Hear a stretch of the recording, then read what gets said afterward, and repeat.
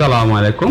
বাংলা মেট থেকে প্রকাশিত এসিকিউ আমার লেখা বই নিয়ে আজকে আমি ডক্টর মোহাম্মদ খায়রুল ইসলাম আপনাদের সামনে হাজির। এফসিপিএস, এমডি এবং রেসিডেন্সি পরীক্ষার সবচেয়ে গুরুত্বপূর্ণ অংশ হচ্ছে রিটেনের এসিকিউ।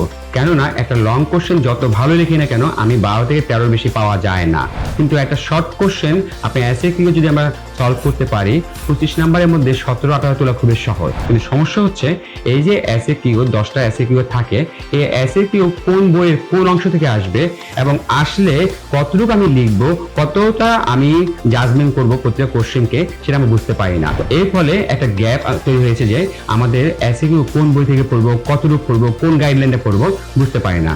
বাংলা মেট থেকে প্রকাশিত আমার এসিকিউ বইয়ের সেকেন্ড এডিশন আমি মনে করি সেই সমস্যার সমাধান দিতে সক্ষম।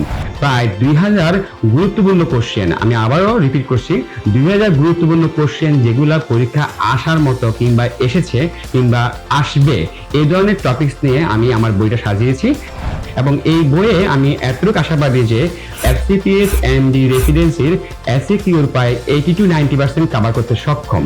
এবং এই কোশ্চেনগুলোকে এমনভাবে সাজানো হয়েছে যেন প্রতিটা টপিক্সে সাব টপিক্সে এসিকিউ পরপর দেওয়া হয়েছে, ফলে একটা জার্নির মতো, একটা গল্পের মতো আপনার কাছে মনে হবে যে আপনি একটা টপিক্স পড়ে ফেলছেন। এবং যখন সবগুলো এসিকিউ সমাধান করে ফেলবেন, আপনি পড়ে ফেলবেন, আপনার কিন্তু ভাইবা, লং কেস, শর্ট কেসে সেটা হেল্প করবে। যেমন ডিআইসি আমি যদি বলি, ডিআইসি আপ টু ডেট, ম্যাডেস্কেপ, হেরিসন, কুমার অ্যান্ড ক্লার্ক, বিভিন্ন বইয়ে বিভিন্ন রকম ভাবে লেখা আছে এবং বিভিন্ন সমস্যা ভিত্তিক লেখা। এখন আপনি পড়তে বসে একজন ছাত্রের পক্ষে প্রায় এতগুলো গাইডলাইন পড়া সম্ভব হয় না, কিন্তু আমি এবং আমার টিম আমরা এমনভাবে এই ডিআইসি কে যতগুলো এসিকিউ হতে পারে সবগুলো আমাদের এই বইতে নিয়ে এসেছি। এবং এইভাবে প্রতিটা টপিক্সের, মাল্টিপল মায়োলোমা বলেন, আমি ক্রনিক মাইলয়েড লিউকেমিয়া বলেন, প্রত্যেকটা টপিক্সকে আমরা হেডলাইন করে এর সাব টপিক্সে যত এসিকিউ হতে পারে সব টপিক্সকে আমরা যুগোপযোগী করে এবং লেটেস্ট তথ্য দিয়ে এবং একটা কোশ্চেন 5 নাম্বার জন্য কতটুকু লিখতে হবে, কোন ইনফরমেশন হাইলাইট করতে হবে, ওভাবে লিখে দিয়েছি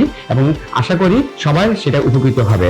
আমি আশা করব আমাদের এফসিপিএস, এমডি, রেসিডেন্সি যারাই পরীক্ষা দিবেন এই বইটা তাদেরকে অসাধারণভাবে হেল্প করবে এবং এসিকিউ নিয়ে ভিন্ন কোনো বই অথবা ভিন্ন কোনো মূল বই গাইডলাইন পড়ার তেমন প্রয়োজন হবে না। এবং এই বইটা আমি সবাইকে সংগ্রহ করে রাখতে বলবো যেন আপনাদের পরীক্ষায় সেটা সহায়তা করে। এবং আশা করি 80-90% এসিকিউ আমার লেখা এসিকিউ মেডিসিন জেনেসিস বাংলা মেট থেকে প্রকাশিত বইয়ে পাবেন। সবাইকে ধন্যবাদ।